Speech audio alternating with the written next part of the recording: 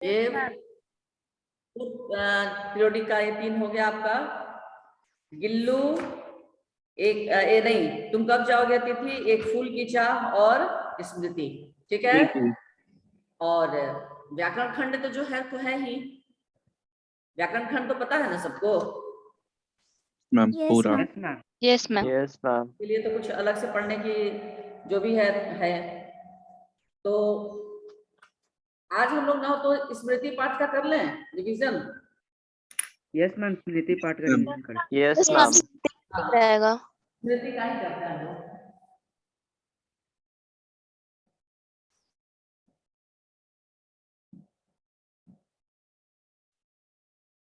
ठीक है, स्मृति।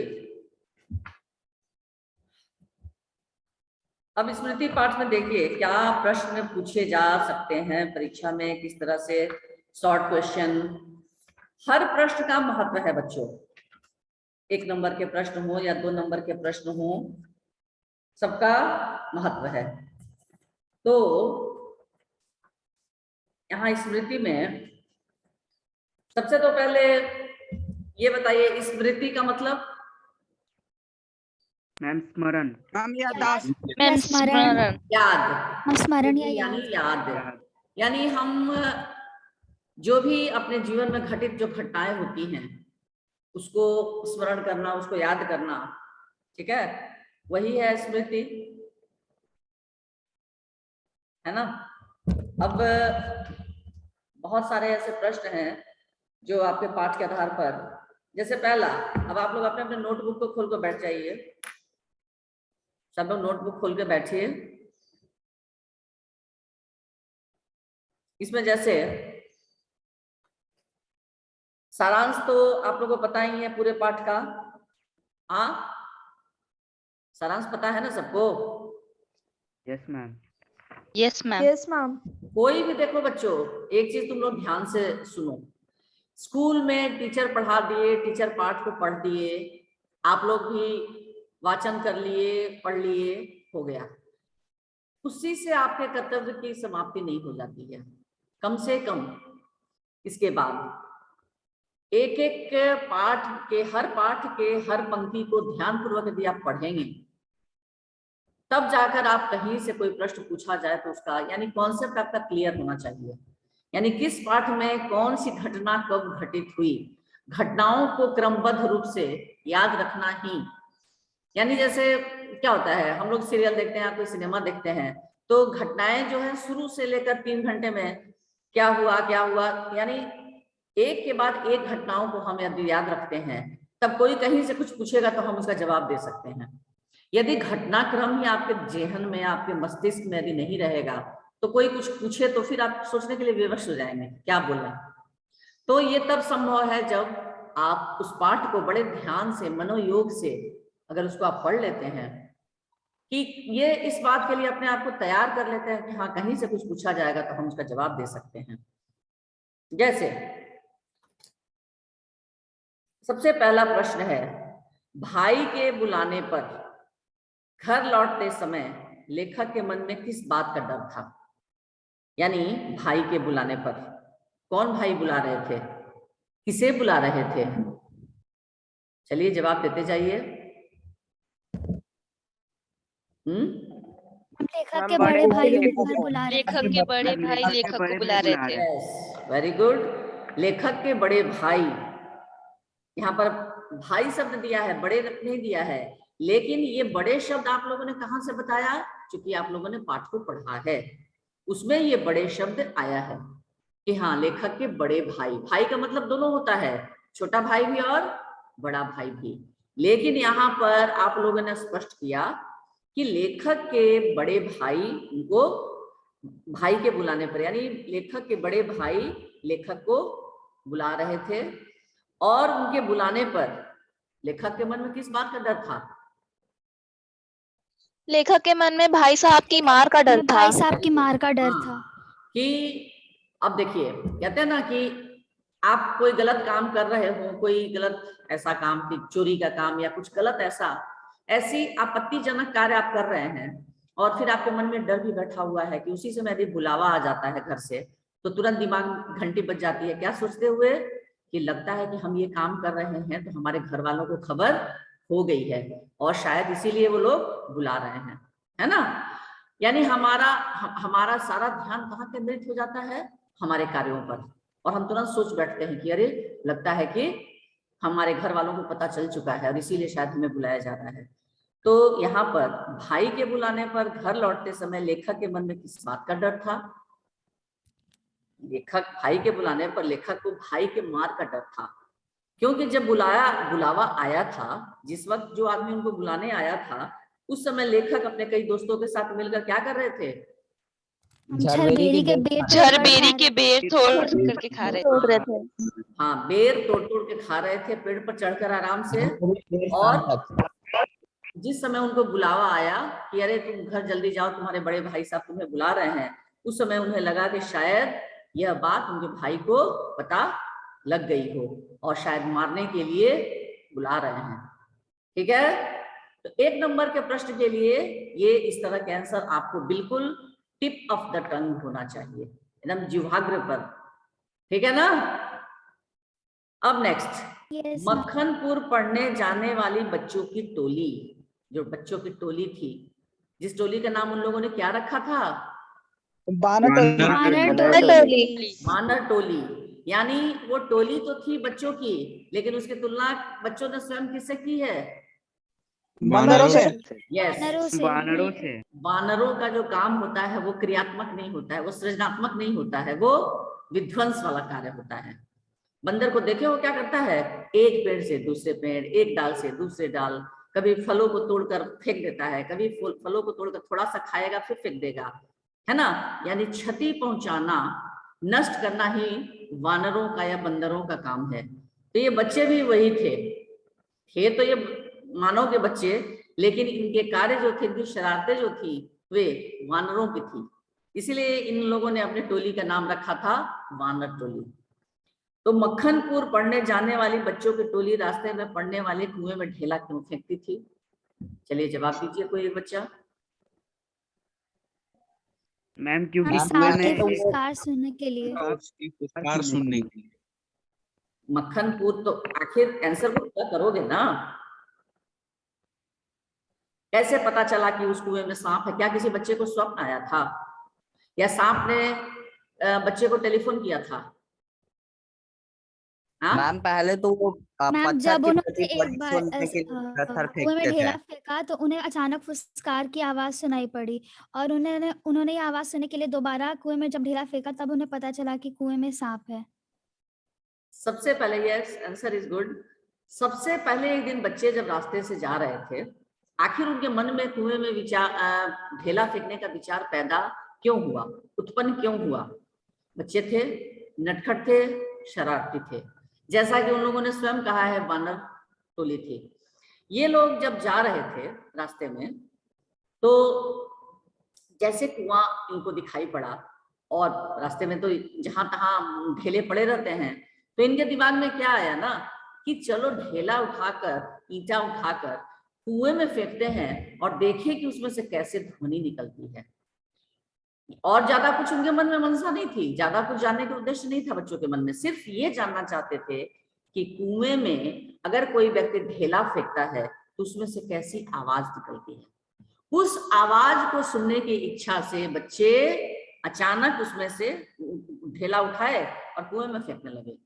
लेकिन यह क्या, कुएं में अगर सांप नहीं रहता तो सांप की फुसकार उनको नहीं सुनाई पड़ती, एक दूसरी ही आवाज सुनाई पड़ती। खाली कुएं की भी जो आवाज होती है, वैसे खाली जगह में, वैक्यूम जगह में अगर तुम जाकर अपनी आवाज बोलो तो ठीक वो आवाज फिर रिटर्न आती है। सुने हो कभी ध्वनि की प्रतिध्वनि? प्रतिध्वनि। बच्चे कुछ भी, छोटे बच्चे हैं, कुछ भी सोच सकते हैं कि शायद हम लोग ईंटा फेंकेंगे तो उसमें से कोई धम से आवाज होगी या बम से आवाज होगी, कुछ हो। तो कुछ भी सुनने के लिए बच्चों ने ईंटा फेंका, उसमें ढेला फेंका। लेकिन ज्यों ही ढेला गिराया त्यों ही उसमें से सांप की फुसकार सुनाई पड़ी, क्योंकि ढेला किसको जाकर लगा था? सीधे सांप को। तो भाई सांप को ढेला लगा तो फुसकारेगा ना। बस उसकी फुसकार सुनाई पड़ी इसलिए मक्खनपुर जाने वाले बच्चों की जो टोली थी वो सांप की फुसकार सुनने के लिए, जैसे ही सांप की फुसकार सुनाई पड़ी बस बच्चे एकदम शांत हो गए और वो ध्यान से, तब फिर एक दूसरा ढेला फेंका, फिर वही फुसकार सुनाई पड़ी। तब बच्चे पूरी तरह से निश्चिंत होने के लिए कि वास्तव में उसमें ये जो फुसकार की सुनाई पड़ी आवाज, क्या वो वास्तव में उसमें सांप है, क्योंकि ये फुसकार तो सांप की ही आवाज थी। बस जैसे ही बच्चे कंफर्म हो गए, पूरी तरह से एकदम आश्वस्त हो गए कि नहीं ये आवाज जो है सांप की ही है, बस फिर क्या था, लगातार जितने बच्चे उतने ढेले फेंकने लगे और अंदर से सांप क्रोधित होकर और जोर जोर से फुसकार करने लगा। ठीक है, आई बात समझ में? Yes ma'am. Yes, ma'am. सांप ने फुसकार मारी या नहीं, ढेला उसे लगाया नहीं, यह बात अब तक स्मरण नहीं। अब लेखक कह रहे हैं कि सांप ने फुसकार मारी या नहीं। जब लेखक की बारी आई, लेखक जब ईंटा फेंका उसमें ढेला, और उन्होंने जो ढेला फेंका वो उसे लगाया नहीं, यह बात अब तक लेखक को स्पष्ट रूप से याद नहीं है। क्यों? यह कथन लेखक की किस मनोदशा को स्पष्ट करता है? देखकर ही बताइए आंसर जो लिखे हैं आप। मैम लेखक की हक्का हम यह बक्का या कथन फिर लेखक के हक्के बक्के या बदहवास होने जैसी मनोदशा को बताता तो है। एक आदमी बोलो पहले, स्पर्श हम बोलो। यह कथन लेखक मैम यह कथन लेखक के हक्का बक्का या बदहवास होने जैसी मनोदशा को दर्शाता है, क्योंकि लेखक तो अपनी पुरानी आदत के कारण जैसे ही टोपी उतार कर कुएं में ढेला फेंका, उसकी जरूरी चिट्ठियां कुएं में गिर गईं। यह देखकर लेखक इतना घबरा गया कि उसे इसका ध्यान ही नहीं रहा कि ढेला सांप को लगा या नहीं लगा। हाँ, आदत के अनुसार लेखक क्या करते थे, जैसे ही स्कूल वो लोग जाते थे, स्कूल के लिए रास्ते में वो कुआं मिलता था, बस कुआं में ढेला फेंकना उन लोगों की बच्चों की आदत बन गई थी। एक तरह से यूं कहा जाए कि आदत में शामिल हो गई थी यह कार्य। सबसे पहला काम बस जाना, दौड़कर कुएं के पास पहुंचना और ढेला उठाकर कुएं में मारना। तो उसके पीछे उद्देश्य क्या रहता था? सांप की फुसकार सुन लेना। अरे सांप तो बच्चे लाचार था, बेबस था कि वो कुएं के अंदर था, तो बेचारा सिर्फ फुसकार कर सकता था, किसी को डस नहीं सकता था। लेकिन क्या वो सांप यदि जमीन पर रहता तो क्या ये बच्चे काम कर सकते थे? बोलिए। No ma'am. संभव था? No, ma'am. क्योंकि सांप को सामने देखकर तो एक तो बच्चों की ऐसे घिघी बन जाती, और या तो अगर हिम्मत करते बच्चे ईंटा फेंकने का तो सांप हो सकता है कि पीछे दौड़कर उनको काट लेता, डस लेता। लेकिन ये बच्चे उसकी क्या कहेंगे, मजबूरी का बहुत फायदा उठा रहे थे। तो जैसे ही आदत के अनुसार, जैसे कि लेखक की आदत थी पहले से कि बस कुएं के पास पहुंचना है, ढेला उठाकर मारना है सांप को और सांप की फुसकार सुननी है और सुनकर बहुत खुश होना है। तो लेखक थोड़ी देर के लिए भूल गए कि जिस टोपी के अंदर वो अपने भाई द्वारा दिए हुए चिट्ठियों को रखे थे, जो उन्हें मक्खनपुर जाकर डाक खाने में डालना था। लेकिन आदत के अनुसार जैसे ही वो गए, टोपियां हाथ में उतारे और ढेला उठाकर फेंके, लेकिन उनकी निगाह अचानक कहाँ पड़ी? जो टोपी वो अपने सिर, जो चिट्ठियां वो अपने टोपी में रखे थे, वो चिट्ठियां चक्कर खाती हुई कुएं में उनके सामने ही गिर गई। अब लेखक का हाल बहुत बुरा हो गया, लेखक बहुत डर गए और वो इस बात का ध्यान ही नहीं रहा कि उन्होंने जो सांप पर ढेला फेंका था वो उसे लगी या नहीं, सांप फुसकार किया या नहीं, ये लेखक कह रहे हैं कि मुझे अभी तक याद नहीं है। क्लियर हुआ? आंसर को बच्चों क्लियर करोगे, ठीक है? सबको आंसर समझ में आ रहा है? Yes, ma'am. Yes ma'am. किन कारणों से लेखक ने चिट्ठियों को कुएं से निकालने का निर्णय लिया? क्या कारण था, क्या वजह थी? चाहे तो चिट्ठियां छोड़ा भी तो जा सकता था, लेकिन आखिर कौन सी ऐसी वजह थी? मैम वो अपने बड़े भाई की दो बातें सता रही थी। लेखक हाँ बोलो। मैम वो अपने बड़े भाई की गंभीर पिटाई की कल्पना करके डर गए थे और उन्हें झूठ बोलना नहीं आता था। उसे भरोसा था कि वह डरे से सांप आदत में नहीं थी झूठ बोलने की। एक तो कारण ये था, लेखक झूठ नहीं बोल सकते थे, और दूसरी बात ये थी कि चिट्ठियों को अगर वो सही बात नहीं बताते तो शायद बड़े भाई उनको उसके लिए मारते भी, और मार के डर से और झूठ बोलना नहीं आता था, तो इसीलिए उन्होंने निर्णय लिया कि चाहे जो हो जाए चिट्ठियों को कुएं से निकाला जाए, है ना। सांप का ध्यान बटाने के लिए लेखक ने क्या क्या युक्तियां अपनाई, कौन कौन सा उपाय लेखक ने अपनाई? सांप का ध्यान सांप का बटाने के ध्यान लिए बटाने के लेखक लिए ने अपने पहले पैर से कुछ मिट्टी कुएं की गिराई दीवार में और पैर जिससे सांप मारकर उसी ओर मिट्टी लपका, गिराता। और लेखक ने डंडे से चिट्ठियों को सरकाया, जिससे सांप ने अपना फन लाठी पर ही मारा। उसके बाद तत्पश्चात बाहर निकलते समय लेखक ने एक मुट्ठी में मिट्टी लेकर सांप के दाईं ओर फेंका, जिससे सांप उस तरफ झपटा, और उसी तरह एक इसी अंक तरह के लिए अगर आएगा कि सांप का ध्यान बटाने के लिए लेखक ने क्या क्या युक्तियां अपनाई, तो उस उपाय को खाली लिखना है कि सांप का ध्यान बटाने के लिए लेखक ने सांप पर मिट्टी गिराई। पहला काम क्या किया लेखक ने? अपने पैरों से सांप पर मिट्टी गिराई। मिट्टी गिराई। कौमा चिट्ठियां खिसकाने के लिए डंडे का प्रयोग किया। दूसरा कार्य क्या किया? डंडे से चिट्ठियों को खिसकाने का काम किया। उसके बाद तीसरा काम क्या किया? सांप को उसके आसन से हटाया, यानी सांप जिस पोजीशन में, जिस आसन में बैठा था, पोजीशन को हिंदी में आसन कहते हैं, जिस आसन पर बैठा था वहां से उसको हटाया, और उसके हमले लाठी पर करवाया। अंतिम काम क्या किया उसने? सांप जब प्रहार किया तो लेखक पर प्रहार न करके लेखक ने सांप से हमला किस पर करवाया? लाठी पर। ठीक है ना। यानी उन्होंने लाठी को ऐसे रखा था कि सांप यदि प्रहार भी करे तो उनके शरीर पर प्रहार न करके वो प्रहार किस पर हो? लाठी पर। तो ये काम लेखक ने किया, ये उपाय निकाला। ठीक है। सांप का ध्यान बटाने के लिए लेखक ने सांप पर मिट्टी गिराई, चिट्ठियां खिसकाने के लिए डंडे का प्रयोग किया, सांप को उसके आसन से हटाया, और अंत में उसके हमले लाठी पर करवाया। ठीक है। ये सारी युक्तियां याद रहेगा ना? Yes ma'am. या लिखोगे? लिखना चाहो तो लिखो। मैम याद रहेगा। Yes ma'am.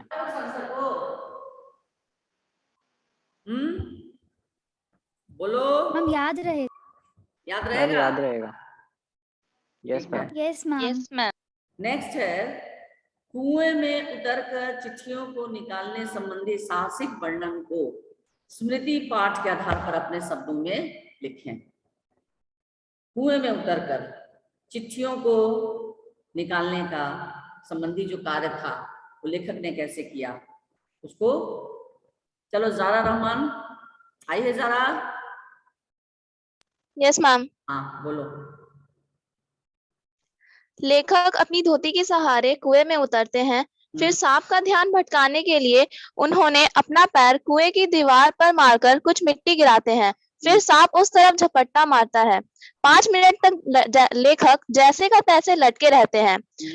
वह चिट्ठियों को उठाने के उपाय ढूंढने लगते हैं, क्योंकि वह भी भयंकर जहरीले सांप पर वार करके जोखिम नहीं उठाना चाहते। कुछ देर बाद लेखक अपने डंडे से चिट्ठियों को सरकाते हैं, जिससे सांप उस डंडे पर वार करता है, और अगले ही पल वह मुट्ठी में मिट्टी भरकर सांप के दाईं ओर फेंककर सांप का ध्यान भटकाते हैं और झट से चिट्ठियां उठा लेते हैं। तब उनकी जान में जान आती है। ठीक है। कुएं में उतरकर चिट्ठियों को निकालने संबंधी, यानी कुएं में उतरने से लेकर अंत तक चिट्ठियां निकालने तक का जो कारनामा, साहसिक कारनामा, क्योंकि यह कारनामा एक छोटा बच्चा, कितनी उम्र थी उस समय लेखक की बताइए? 11 वर्ष। 11 वर्ष। 11 वर्ष की अवस्था में, एक 11 वर्ष की अवस्था तो बहुत छोटी होती है, और इस तरह से सांप से लड़ना, भिड़ना, जूझना, और एक कच्चे कुएं में, कुआं पक्का भी नहीं था, कच्चा कुआं, और कच्चे कुएं का व्यास बहुत कम होता है, और वैसे कच्चे कुएं में कितना गहरा था?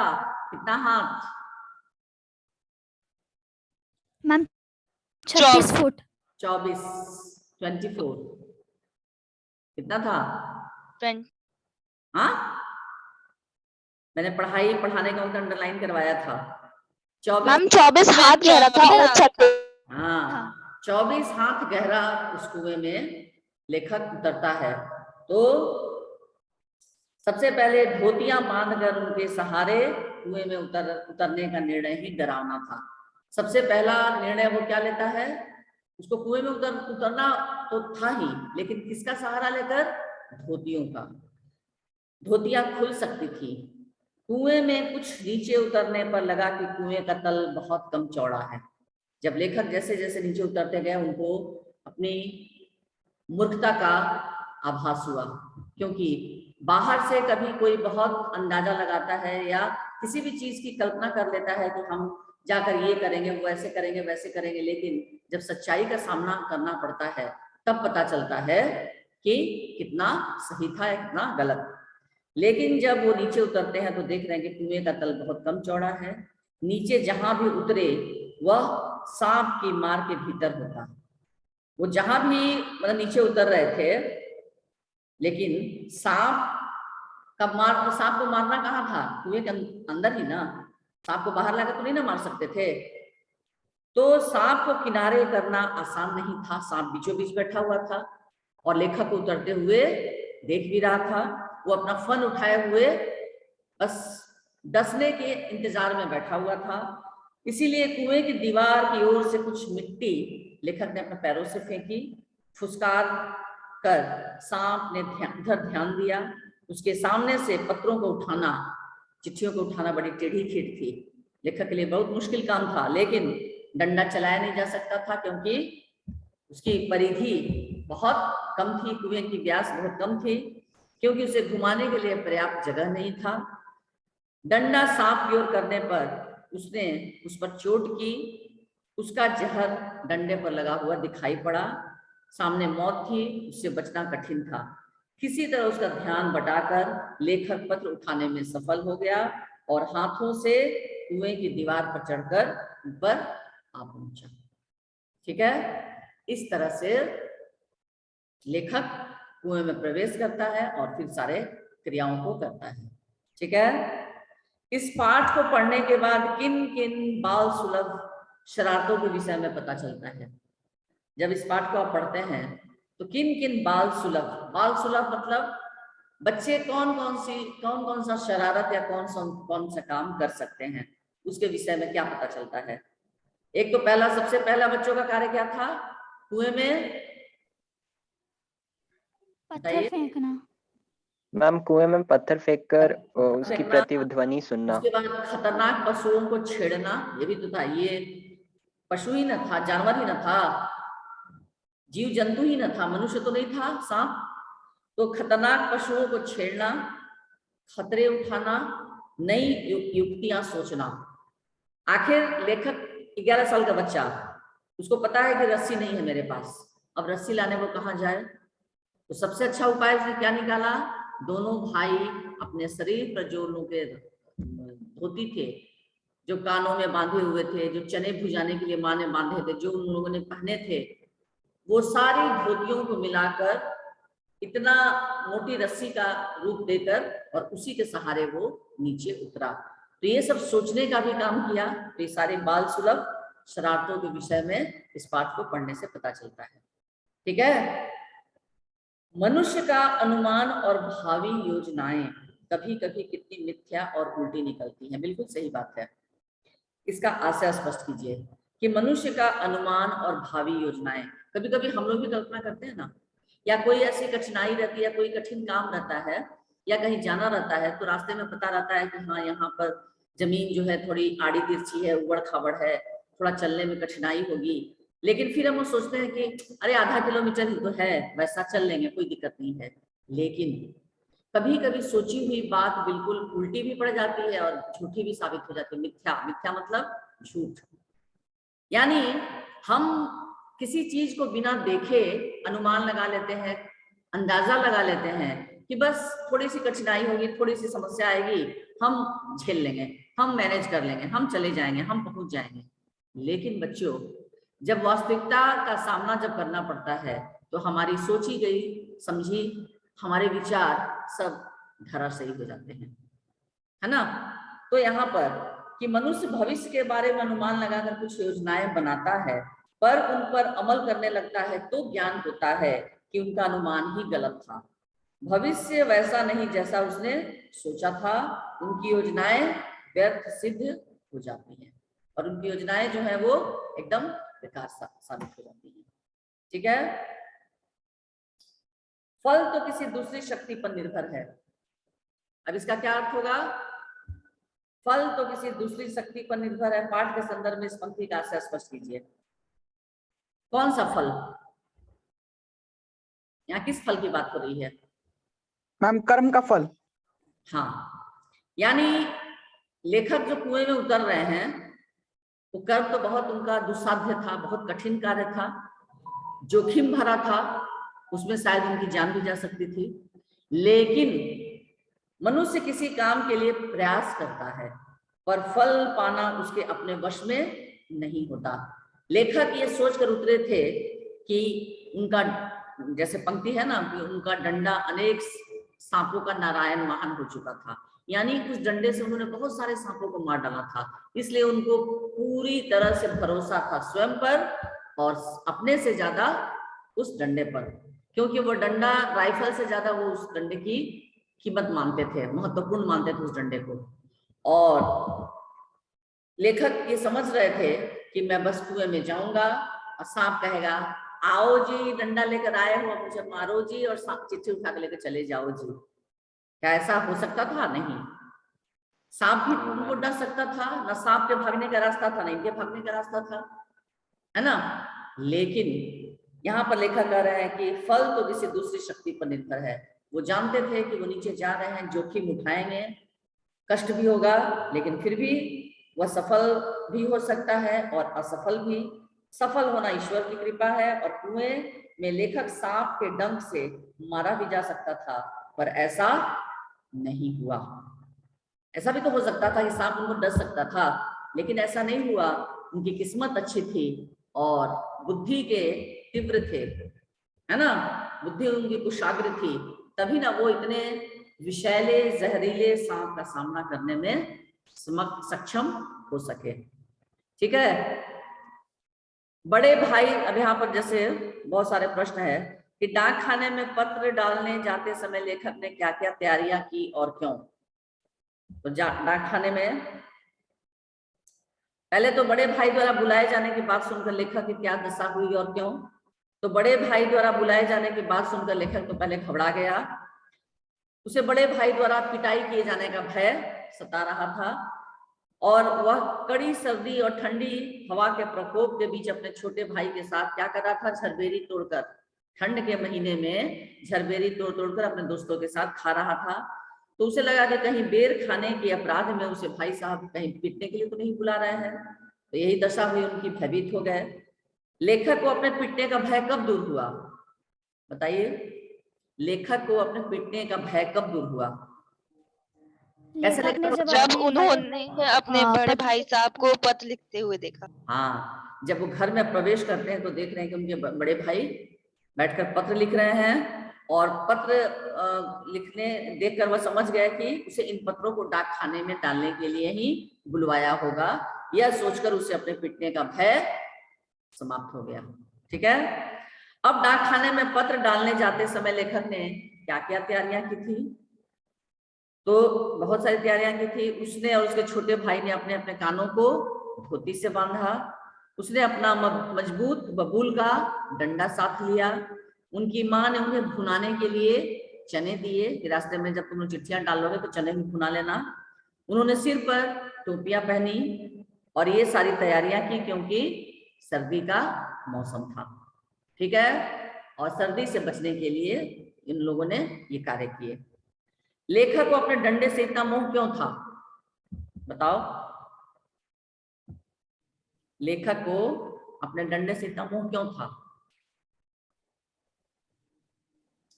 लेखक को अपने डंडे से इतना मोह इसलिए था क्योंकि वह कई सांपों के लिए नारायण वाहन हो चुका था और साथ ही मक्खनपुर के स्कूल और गांव के बीच पड़ने वाले आम के पेड़ों से प्रतिवर्ष आम तोड़ने में भी वह बहुत कारगर था। एक तो इनका डंडे से बहुत लगाव होने का कारण ये था कि उस डंडे से उन्होंने बहुत सारे सांपों को मारा था, और स्कूल आने जाने और उनके घर के बीच में आम के जो बगीचे थे उसमें से आम तोड़ के खाते थे इसी आम डंडे से, और इसीलिए उनका डंडा जो था सजीव सा उनको लगता था, सजीव सा प्रतीत होता था। वो डंडा मुक्त होते हुए भी, क्योंकि डंडा तो निर्जीव था ना, लेकिन लेखक का वो बहुत साथ देता था, इसीलिए लेखक को अपना वो डंडा सजीव सा प्रतीत होता था। ठीक है। कुएं में सांप होने का पता लेखक एवं अन्य बच्चों को कैसे चला? वही, क्योंकि लेखक और जो बच्चे थे मक्खनपुर जब जाते थे तो उसी रास्ते में 36 फुट गहरा, याद रखिएगा वो कितना गहरा था, 36 फुट गहरा था, और 24 हाथ गहरा, 24 हाथ और 36 फुट गहरा सूखा कच्चा कुआं था। लेखक ने एक बार स्कूल से लौटते समय उसमें झांक कर देखा और एक ढेला इसलिए फेंका ताकि ढेले की आवाज सुन सके, कि उस खाली कुएं में पानी की आवाज, पानी अगर रहेगा और उसमें आप कोई ढेला फेंकेगा तो कैसी आवाज होगी? छपाक छपाक की आवाज होगी ना। हाँ, लेकिन सूखे कुएं में जिसमें पानी न हो और उसमें यदि ढेला फेंका जाए तो उसकी कैसी आवाज होगी? इस आवाज को सुनने के लालच में बच्चे उसमें ढेला फेंके, लेकिन ढेला फेंकते ही उसमें गिरे हुए सांप की जानकारी किसी को नहीं थी। लेकिन जब सांप की फुसकार सुनाई दी तब बच्चों को लगा कि अरे इसमें तो सांप है, और इस तरह वे बच्चे उस दिन जाने कि वो कुआं सूखा तो है लेकिन उसमें एक सांप भी गिरा हुआ है। ठीक है। लेखक पर बिजली सी कब गिरी? लेखक पर बिजली कब गिर पड़ी बताइए? जब उन्होंने देखा कि सारी चिट्ठियां टोपी से गिरकर नीचे कुएं में गिर गई। हाँ, कि लेखक अपने छोटे भाई के साथ जब मक्खनपुर डाक में चिट्ठियां डालने जा रहे थे तो उनके साथ उनका छोटा भाई भी था। उस रास्ते में एक कुआं पड़ता था जिसमें सांप गिरा पड़ा था। जब 2 नंबर का आएगा तो फिर आपको बड़ा लिखना होगा आंसर। तो लेखक के मन में उसकी फुसकार सुनने की इच्छा जागृत हुई। उसने एक हाथ से टोपी उतारी और उसी समय दूसरे हाथ से ढेला उसने कुएं में फेंका, क्योंकि उन लोगों की आदत बनी हुई थी रोज रोज विद्यालय स्कूल जाते समय, मक्खनपुर जाते समय वो लोग यही काम करते। टोपी उतारते ही, चूंकि लेखक को प्रतिदिन तो चिट्ठियां डालना नहीं रहता था तो उनकी आदत में शामिल नहीं था, बस चिट्ठी एक हाथ से टोपी उतारते और दूसरे हाथ से ठेला फेंकते। उस दिन भी कुछ ऐसा ही हुआ। जैसे ही उन्होंने टोपियां उतारी सिर से, और लेकिन टोपी में वो चिट्ठी रखे थे, ये बात उनके दिमाग से निकल गई थी, वे भूल गए थे, और चिट्ठियां जो थी तीनों चिट्ठियां चक्कर खाती हुई कुएं में गिर पड़ी। और चिट्ठियों की ऐसी स्थिति देखकर लेखक पर मानो बिजली गिर पड़ी। ठीक है, आ रही बात समझ में? इसको क्लियर करना होगा। लेखक को माँ की याद कब और क्यों आई? लेखक को अपनी माँ की याद कब और क्यों आई? लेखक जब अपने भाई द्वारा लिखी चिट्ठियों को डाक खाने में डालने जा रहे थे तो उसके मन में कुएं में गिरे सांप की फुसकार सुनने की इच्छा जाग उठी। उसने ढेला फेंकने के लिए ज्यों ही अपने सिर से टोपी उतारी, उसमें रखी चिट्ठियां चक्कर खाती हुई कुएं में गिर पड़ी। लेखक निराशा, पीटने के भय और उद्वेग से रोने का उफान नहीं संभाल पा रहे थे। इस समय उन्हें माँ की गोद की याद आ रही थी। वह चाहता था कि माँ आकर उसे छाती से लगा ले और लाड़ प्यार से कह दे कि कोई बात नहीं, चिट्ठियां फिर लिख ली जाएंगी। उसे विश्वास था कि माँ ही उसे इस विपदा से सच्ची सांत्वना दे सकती है और भाई साहब से पीटने से बचा सकती है। इसीलिए उन्हें, लेखक को, अपनी माँ की याद आ रही थी। वैसे भी मुसीबत में बच्चे किसे याद करते हैं? माँ को ही याद करते हैं ना? हाँ, यस मैम, यस मैम। लेखक चिट्ठियों के बारे में घर जाकर झूठ भी बोल सकता था, पर उसने ऐसा नहीं किया। आप लोग रहते तो साथ झूठ बोल देते हैं ना? हाँ, कहो कि मैडम हम लोग तो झूठ बोलने में माहिर हैं।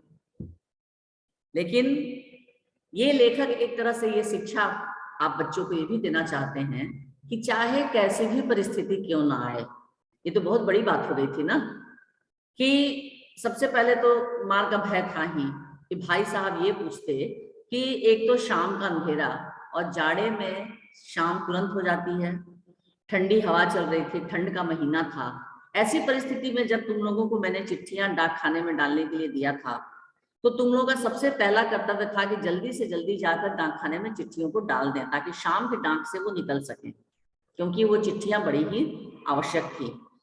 तो ये काम न करके उन लोगों ने सांप के फुसकार की आवाज का आनंद उठाने का को सबसे पहला प्राथमिकता दी, यानी सांप की आवाज सुनना जब